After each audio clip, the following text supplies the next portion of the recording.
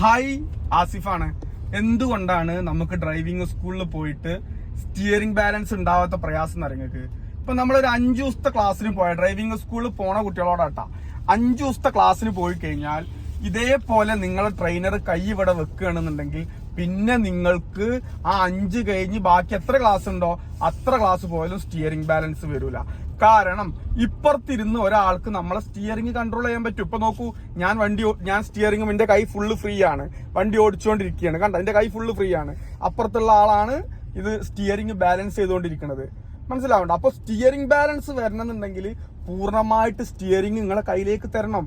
നിങ്ങളിപ്പോ ഡ്രൈവിംഗ് സ്കൂളിൽ പോയി ആദ്യത്തെ ഒരു 5 ദിവസമൊക്കെ അവർ ഇതേപോലെ ബാലൻസ് ചെയ്യും, പിന്നെ അങ്ങോട്ടും ബാലൻസ് ചെയ്യുന്നുണ്ട് എന്നുണ്ടെങ്കിൽ നിങ്ങൾക്ക് ഒരു കാരണവശാലും സ്റ്റിയറിംഗ് ബാലൻസ് റെഡി ആവാൻ പോകുന്നില്ല. പിന്നെ നിങ്ങളാണ് കൺട്രോൾ ചെയ്യേണ്ടത്.